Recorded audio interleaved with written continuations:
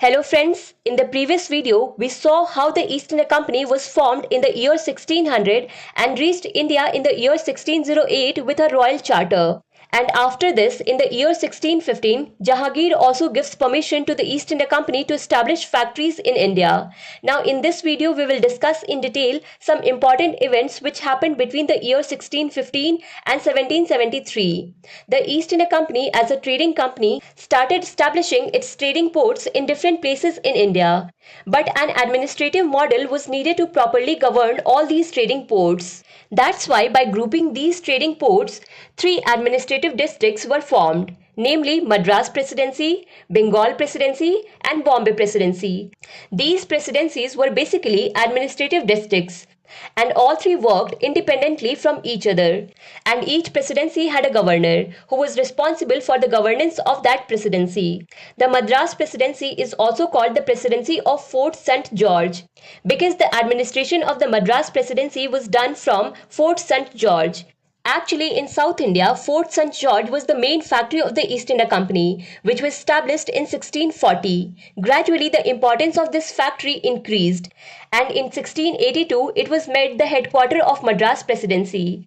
Similarly, each presidency had a headquarter, such as Fort William in Bengal and Bombay Castle in Bombay. Apart from this, one more thing to notice is that when the East India Company was formed in the year 1600, since then the number of court of directors was 24. And in this entire period, that is from 1615 to 1773, the number of court of directors were kept 24. No changes were made in it. And because the East India Company was a trading company, the accountability of all the commercial activities of the East India Company was of the Court of Directors. But from the mid of 18th century, East India Company was getting involved in political activities apart from commercial activities. That's why the Court of Directors were now accountable for both political and commercial activities of the company. And as we saw in the previous video that East India Company had monopoly to trade in all the countries in the east of Cape of Good Hope and west of Strait of Magellan. There was no change in this trade monopoly as well. From 1615 to 1773, apart from Britain's East India Company, no other British company could trade in these countries. In the previous video, that is Arrival of East India Company, we also discussed that because East India Company had to protect its factories to protect them from East India Companies of other countries and Indian invaders, that's why they had kept some security forces. By 1750, these security forces had taken the form of military troops and their number had increased to 3,000 troops. By 1763, the number of these troops had increased to 26,000 troops and by 1778, 67,000 troops. The number of these troops was increasing because the British East India Company was constantly getting involved in battles and wars.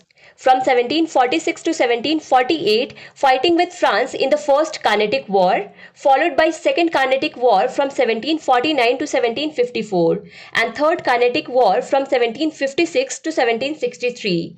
After that, Blackwall incident happened in 1756, and immediately after that, in 1757, Battle of Plassey took place. We have already uploaded video on this topic, you can watch it. Then in 1764, the Battle of Buxar took place. We have covered the Battle of Buxar in detail in another video, you can watch that too. Apart from this, from 1767 to 1769, the East India Company fought against Hyder Ali in the First Anglo-Mysore War. Now let's talk about another important event which happened between 1615 to 1773. That was the Great Bengal Famine of 1769. Basically, the condition of the people of Bengal had become miserable due to drought and starvation. There was such a shortage of food that 1/3 of the population of Bengal died due to hunger. And the East India Company also came into loss. And in 1772, the East India Company applied a loan of £1 million from the British government. This gave the British government a chance to control the East India Company and regulate its policies. So these were the important events from 1615 to 1773. Now in the next video, we will see the Regulating Act of 1773.